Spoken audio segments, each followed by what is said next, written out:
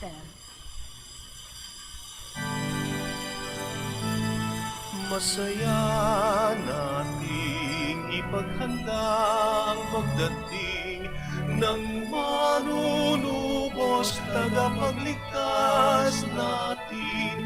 Tuwiri mga landas, mga alitan ay tapusin, sapagkat si Kristo'y darating.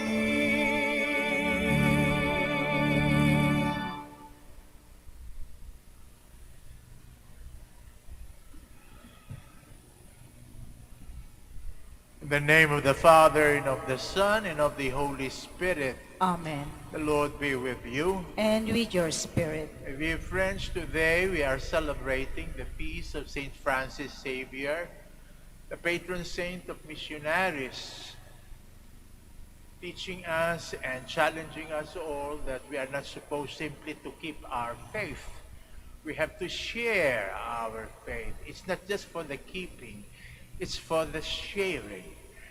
And St. Francis has gone beyond the boundaries of his comfort zone, of his home country, and traveled all throughout almost all Asia, in order that he might be able to share the most precious gift that God has given to him, his faith. And he has been an example for us, for all missionaries, especially those who have left their homes, who have left their everything and everyone for the sake of sharing the faith with others, showing to us that charity, all right, it begins at home, but it should not end there.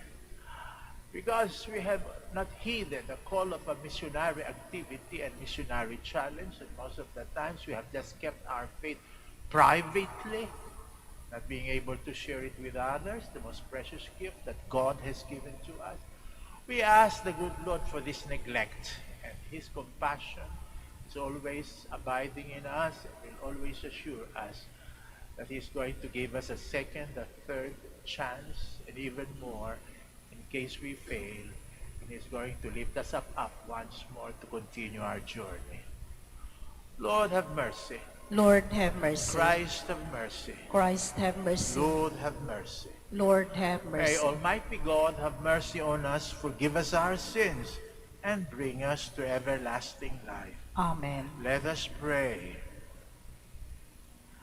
O God, who through the preaching of St. Francis Xavier won many peoples to yourself, grant that the hearts of the faithful may burn with the same zeal for the faith, and that Holy Church may everywhere rejoice in an abundance of offspring, through our Lord Jesus Christ, your Son, who lives and reigns with you in the unity of the Holy Spirit, God, forever and ever. Amen. Please be seated. A reading from the book of the prophet Isaiah. Thus says the Lord God, but a very little while, and Lebanon shall be changed into an orchard, and the orchard be regarded as a forest. On that day, the deaf shall hear the words of a book, and out of gloom and darkness, the eyes of the blind shall see. The lowly will ever find joy in the Lord, and the poor rejoice in the Holy One of Israel. For the tyrant will be no more, and the arrogant will have gone. All who are alert to do evil will be cut off. Those whose mere word condemns a man, who ensnare his defender at the gate, and leave the just man with an empty claim. Therefore thus says the Lord, the God of the house of Jacob, who redeemed Abraham. Now Jacob shall have nothing to be ashamed of, nor shall his face grow pale. When his children see the work of my hands in his midst, they shall keep my name holy. They shall reverence the Holy One of Jacob, and be in awe of the God of Israel. Those who err in spirit shall acquire understanding, and those who find fault shall receive instruction. The word of the Lord. Thanks be to God. The Lord is my light and my salvation. The Lord is my light and my salvation. The Lord is my light and my salvation. Whom should I fear? The Lord is my life's refuge. Of whom should I be afraid? The Lord is my light and my salvation. One thing I ask of the Lord, this I seek, to dwell in the house of the Lord all the days of my life, that I may gaze on the loveliness of the Lord and contemplate his temple. The Lord is my light and my salvation.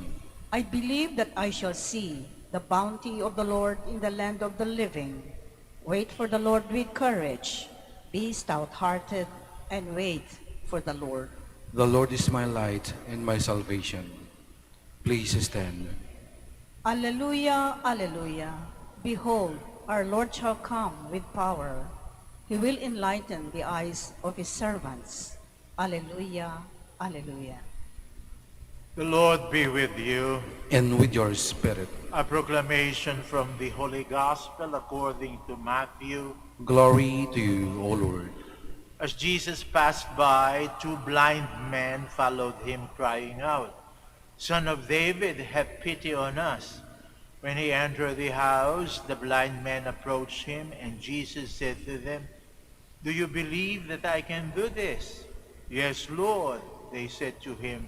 Then he touched their eyes and said, "Let it be done for you according to your faith." And their eyes were opened. Jesus warned them sternly, "See that no one knows about this." And they went out and spread word of him through all that land. The Gospel of the Lord. Praise to you, Lord Jesus Christ. Please be seated. Hindi lamang dalawa ang ating mga mata, ang mga matang nasa ating katawan. Meron ding mata ang kaluluwa. Kapag ka nabulag, talagang bulag tayo.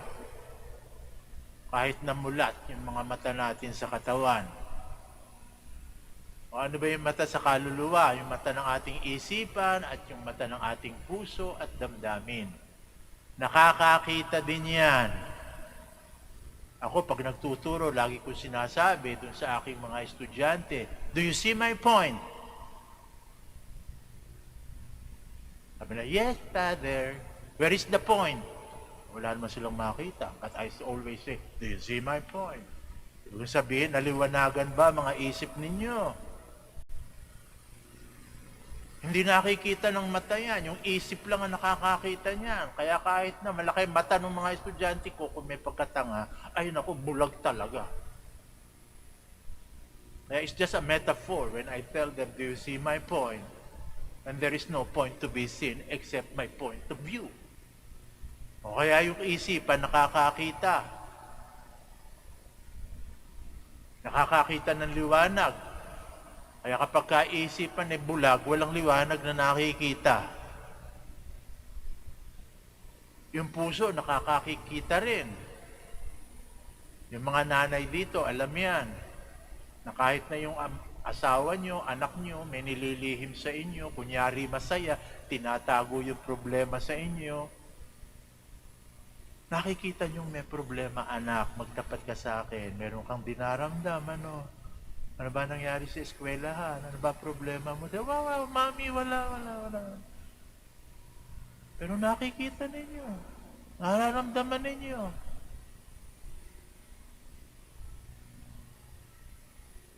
Kaya may mata ang isipan, may mata ang ating puso't damdamin. At pag yun ang nabulag, bulag ka talaga. Kaya maraming bulag nakakakita, ano?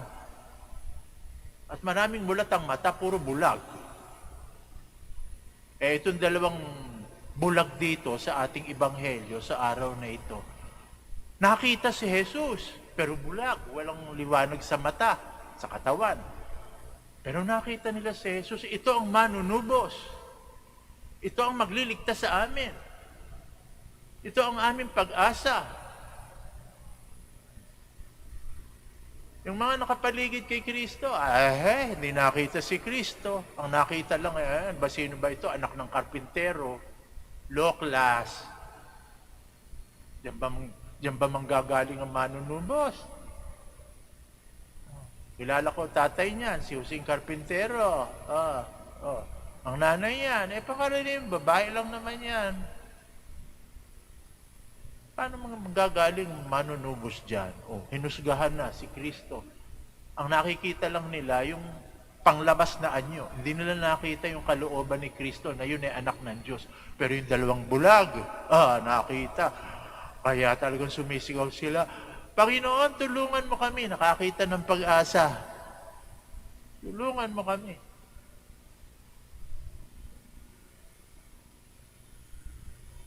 Kaya naging perpekto ang pananaw ng dalawang bulag. Magmula doon sa kanilang pananaw na galing sa kalooban, nakakita sila ng pananaw na galing sa katawan. Buo na ang kanilang pananaw, pero nagpapatunay lamang na higit na mainam na mayroong pananaw sa ating kaluluwa. Yung dalawang bulag, ang kanilang pananaw, ang nagbigay sa kanila ng pag-asa. At yan ang ibig sabihin ng Adbyento.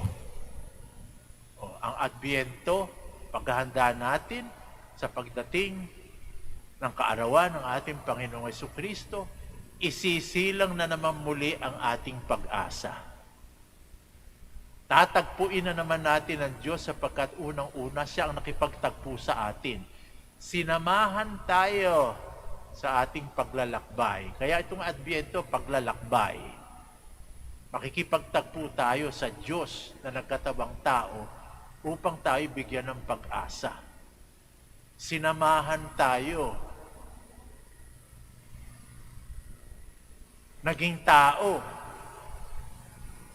Para hindi tayo pwedeng magreklamo, hindi mo naman kami naiintindihan, hindi ka naman nakikinig sa amin, ang dami-dami namin problema, bakit hindi mo kami tinutubos, bakit hindi mo kami nililigtas?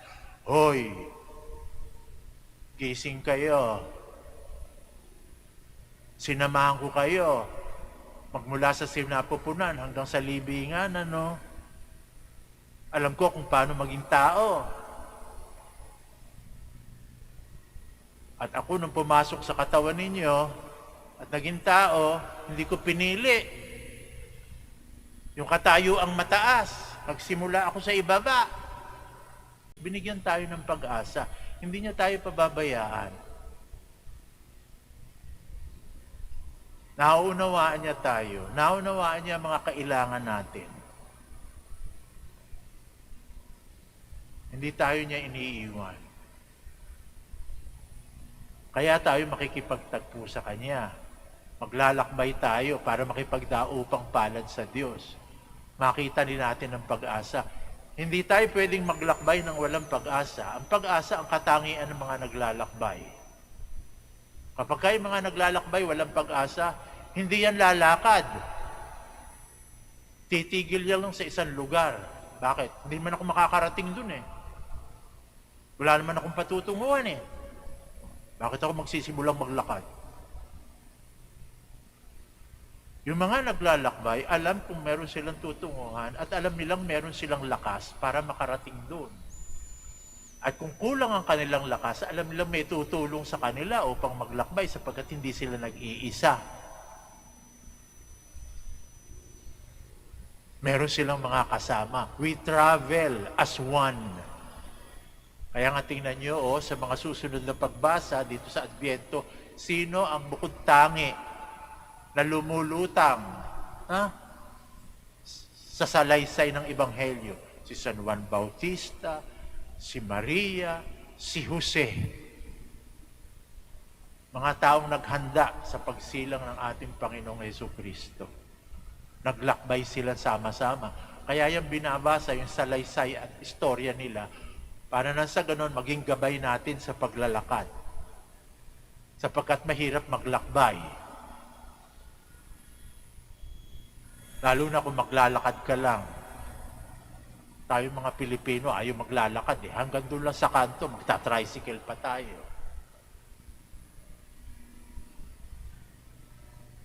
Mahirap maglakad. Tinatamad maglakad. Lalo na kung walang pag-asa. Nahihirapan na akong maglakad. Wala bang tutulong sa inyo? Wala bang nagmamahal sa inyo? Kayo ba'y pinabayaan na ng mga taong nagmamahal sa inyo? Kaya tingnan nyo dito sa mga salaysay, sa paghanda sa Adbyento, sino mga nakikita ninyo? Mga taong, kung tutuusin, walang pag-asa.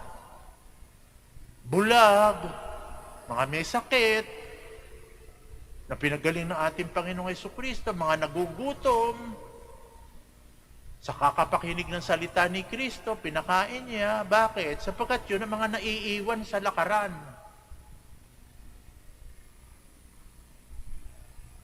Ibig ipamukha sa atin, walang maiiwan dito sa paglakad sa Pasko, no? Ang Pasko hindi lang para sa mga bata. Lagi natin sinasabi yan, ako, Pasko naman para lang sa mga bata. Ano? Ano, iwan nyo ang mga matatanda? Hindi nyo aalagaan ng mga may sakit? Dahil mga pagbigat sa buhay, yan nga ang bibigyan ng pansin pag Pasko'y dumadating. Ang mga nagugutom,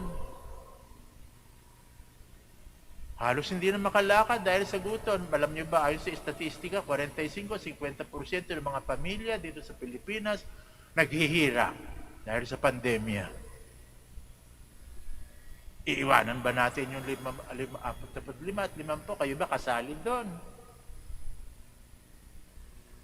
Gusto nyo bang paiwan?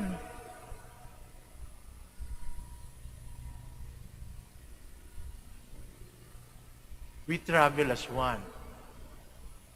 Ang Pasko para sa lahat. Di lang para sa bata. Di lang para sa mayaman. Hindi lang sa mga may kapangyarihan. Lalong-lalo na yan dun sa mga napag-iiwanan. Kaya scale down your celebration of Christmas. Hindi lang kayo ang dapat nagsasaya sa Pasko. Yun ang ibig sabihin, bigyan nyo ng pag-asa yung mga taong naiiwan, yung mga nagugutom, may sakit. Oh. Hindi lang kayo dapat ang kumain ng paella, tsaka ng arroz Valenciana.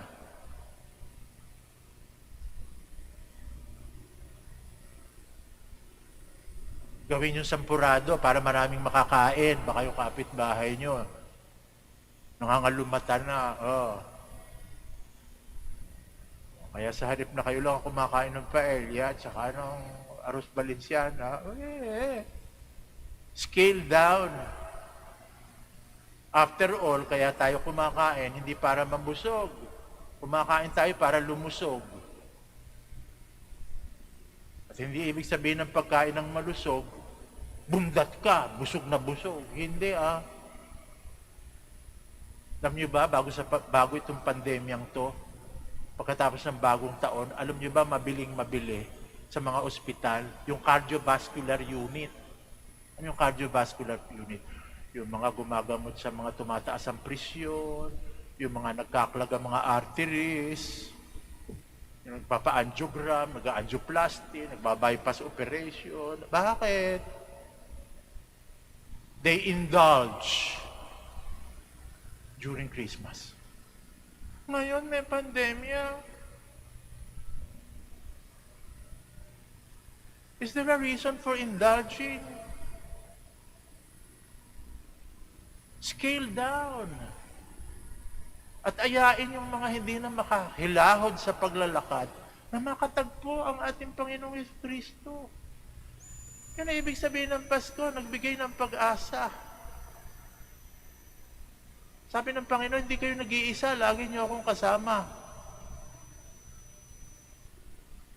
Kaya magtataka ating Panginoong Jesucristo, pag meron sa inyo, nakatagpo ang Panginoong Jesucristo, nag-iisa, nasaan ang mga kasama mo? Ako ba yung nagpunta sa daigdig para sa iyo lamang? Nagpapako ba ako sa krus para ikaw lang ang maligtas? Nasaan ang iba? Ang langit ba'y para sa iyo lang? O yun. Iniwan na kami ng Diyos. Hindi. Iniwan natin ng Diyos sapagkat iniwan natin yung ating mga kasama.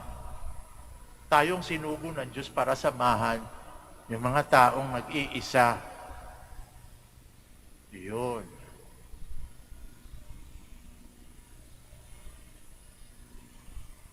Kaya huwag kayong mag-isa sa Pasko. Ang Pasko hindi para sa nag-iisa.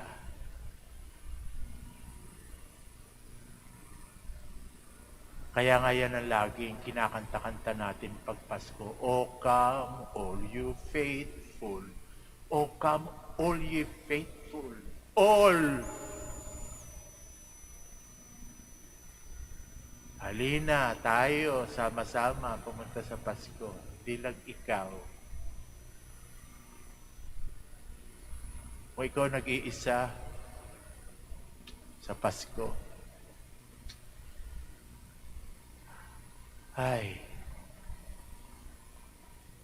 I'll be home for Christmas. Umuwi ka sa tahanan ninyo. Umuwi ka sa pamilya ninyo. Hindi ka pwedeng mag-isa sa Pasko. Oh, let's all stand to offer our prayers. For every intention, we are going to say, Lord, hear our prayer. Lord, hear our prayer, that the Church may be a credible witness to the gospel and be a sure guide to peace and solidarity. Let us pray to the Lord. Lord, hear our prayer. That those in government offices be men and women of principles and integrity. Let us pray to the Lord. Lord, hear our prayer. That like the two blind men, we may have firm confidence in Jesus and follow him on the path of life. Let us pray to the Lord. Lord, hear our prayer. That those who are suffering from failing eyesight or blindness may overcome their difficulties and find total healing. Let us pray to the Lord. Lord, hear our prayer. That our deceased relatives and friends may be granted perpetual light and eternal rest. Let us pray to the Lord. Lord, hear our prayer. Grant us, O Lord, the spirit that has animated the life of St. Francis Xavier, not only to keep faith, but likewise to share it. May we all be missionaries, even in our homes. We ask you this in the name of Jesus Christ our Lord. Amen. Please be seated.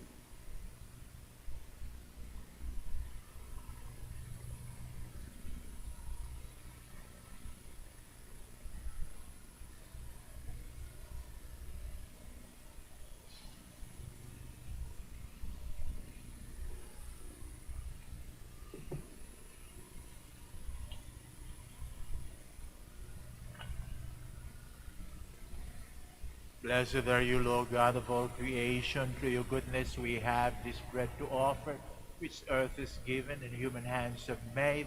This will become for us the bread of life. Blessed be God forever.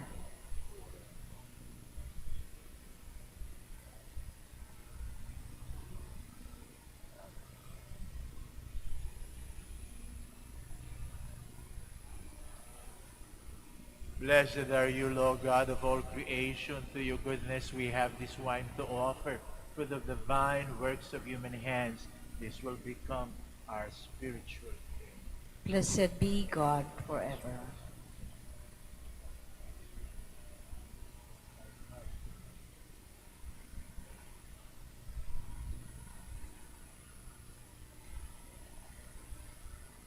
Please stand.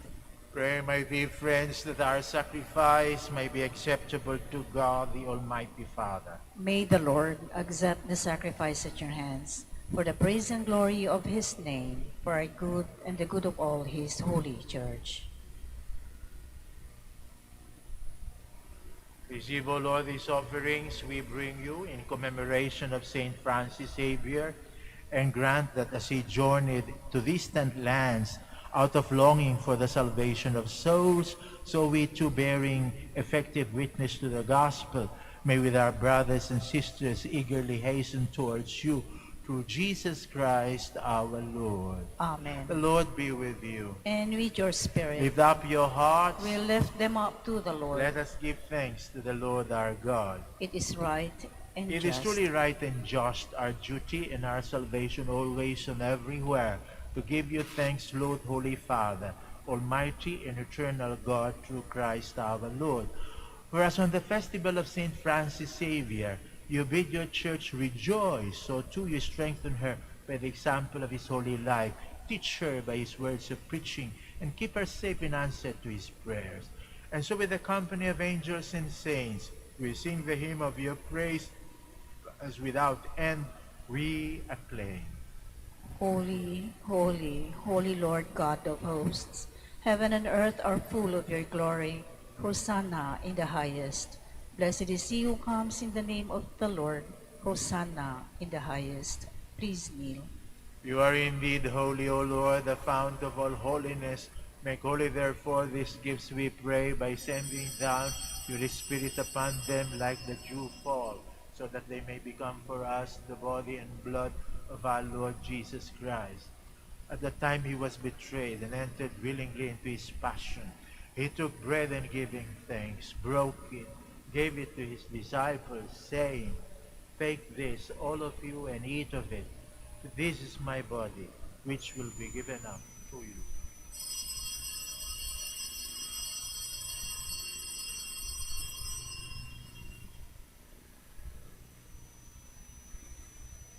In a similar way, when supper was ended, he took the chalice, and once more giving thanks, he gave it to his disciples, saying, "Take this, all of you, and drink from it. For this is the chalice of my blood, the blood of the new and eternal covenant, which will be poured out for you and for many for the forgiveness of sins. Do this in memory of me."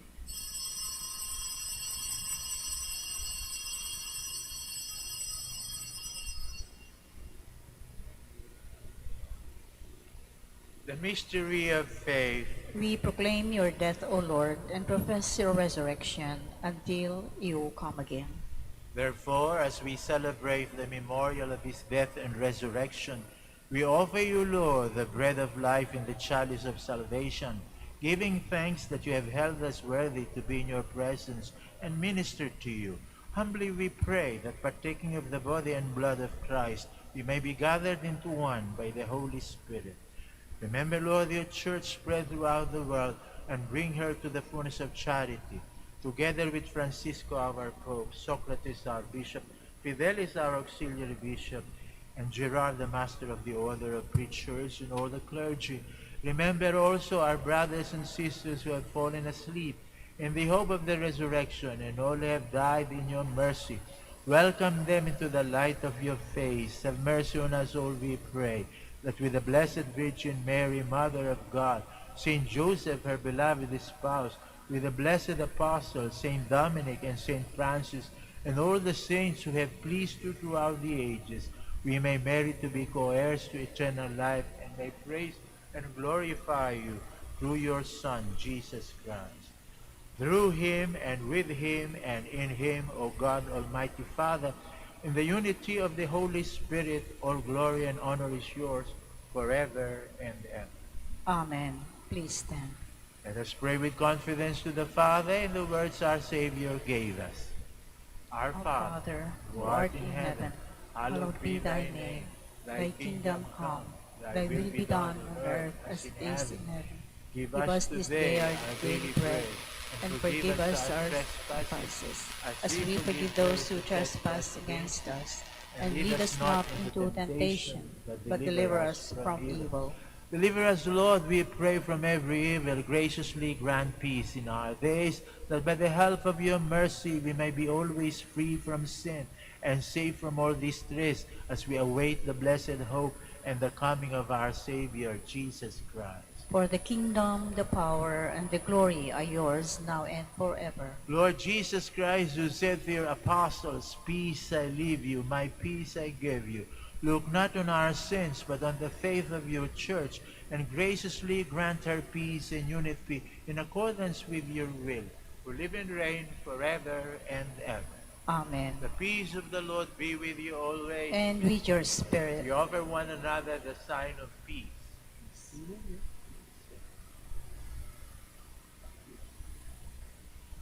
Lamb of God, You take away the sins of the world, have mercy on us. Lamb of God, you take away the sins of the world, have mercy on us. Lamb of God, you take away the sins of the world, grant us peace. Please kneel. Behold, this is Jesus, the Lamb of God, who takes away the sins of the world. Happy are we who are called to this communion. Lord, I am not worthy that you should enter under my roof, but only say the word, and my soul shall be healed.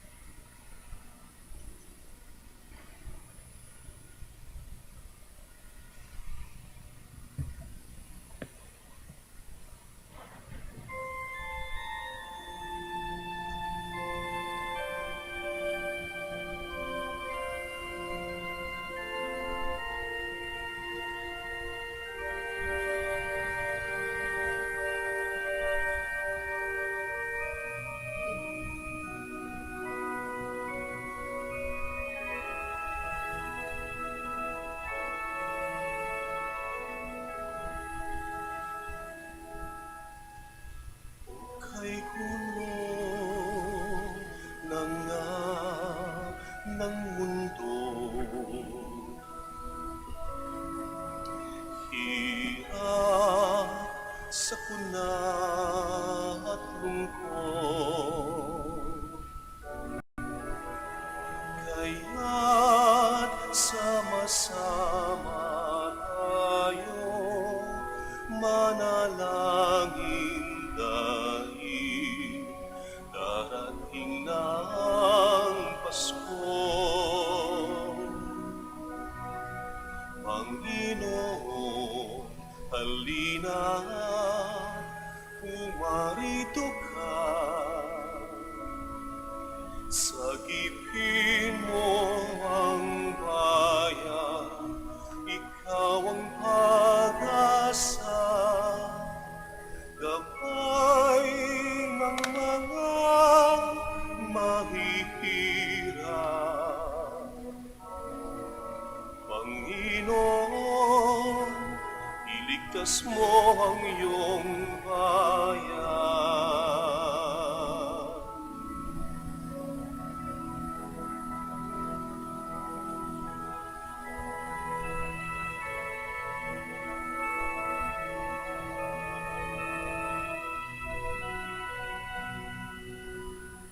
Di ba't kay saya dapat ng Pasko? Kung bawat pamilya ay buo,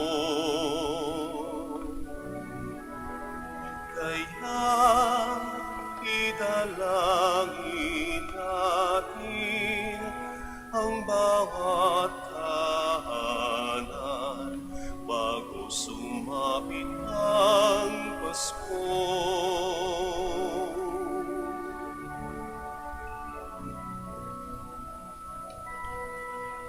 Panginoon, halina, pumarito ka. Sagipin mo ang bayan, ikaw ang pag-asa, gabay ng mga mahihirap. Panginoon, iligtas mo ang iyong bayan.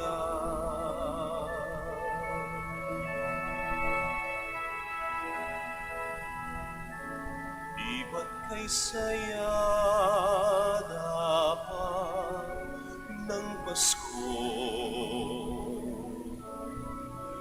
Kung bawat pamilya ay buo,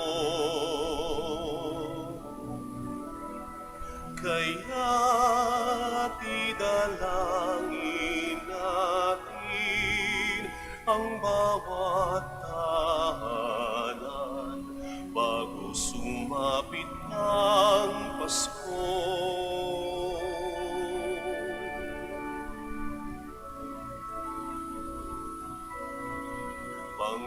Panginoon, halina, umarito ka.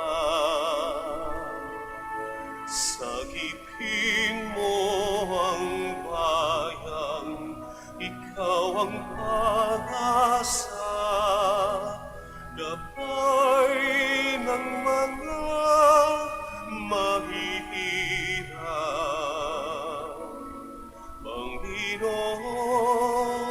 iligtas mo ang iyong bayan.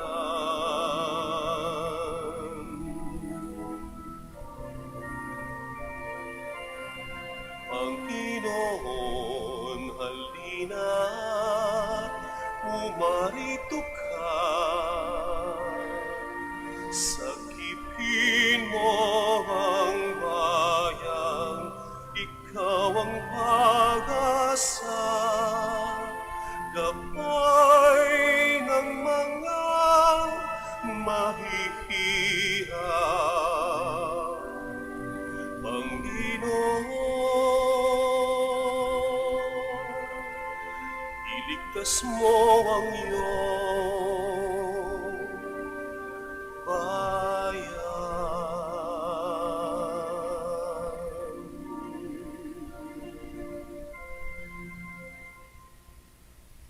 Please kneel for the prayer for the elections.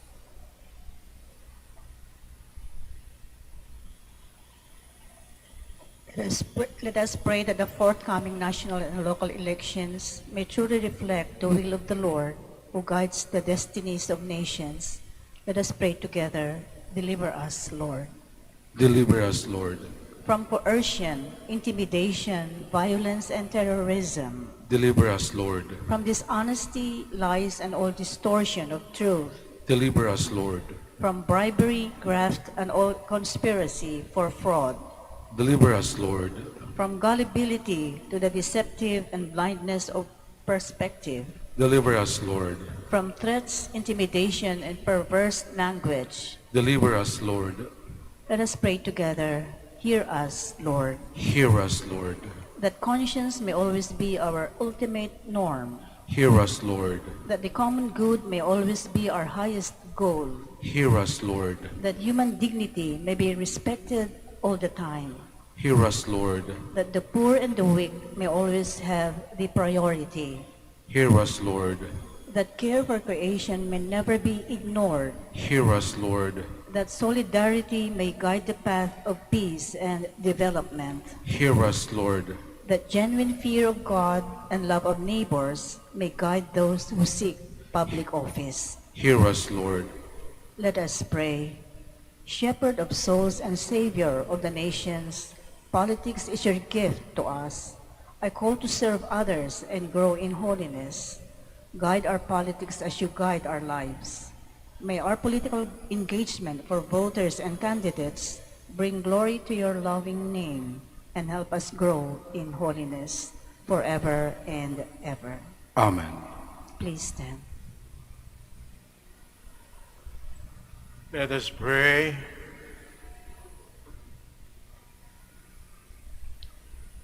May your mysteries, O God, kindle in us that fire of charity with which St. Francis Xavier burned for the salvation of souls, so that walking ever more worthily in our vocation, we may obtain with him the reward you promised to those who labor well in your harvest, through Jesus Christ our Lord. Amen. Kami po ito sa pusong nagpapasalamat sa lahat sa inyo na nakiisa sa ating pagdiriwang ng Santa Eucharistia. Naway ipagpatuloy niyo pa ang pagdarasal para sa aming mga naglilingkod sa inyo dito sa Basilica Minore of Our Lady of the Rosary of Manaoag. At makakaasa kayong ipagpapatuloy din namin ang pagdarasal para sa inyo at sa inyong mga minamahal sa buhay. The Lord be with you. And with your May spirit. Almighty God bless you, the Father, the Son, and the Holy Spirit. Amen. The Mass is ended. Let us go in peace to love and serve the Lord. Thanks be to God. Now, please join us as we pray for the blessing of the sick And then afterwards, the prayer for the blessing of rosaries and other religious articles. Our help is in the name of the Lord. who made heaven and earth. God, our Almighty Father, by your blessing you give us strength and support in our frailty. Turn with kindness towards our sick and aging brothers and sisters. Free them from all illness. Restore them to good health through the intercession of Our Lady of the Rosary of Manaoag, so that in the sure knowledge of your goodness they will gratefully bless your holy name. We ask this through Christ our Lord. Amen. In memory of the mysteries of the life, death, and resurrection of our Lord Jesus Christ, and to the honor and glory of the Blessed Virgin Mary, Mother of the Church, Mother of Christ, Our Lady of the Rosary of Manaoag, may these rosaries, images, candles, oil, and other religious articles be blessed and made holy.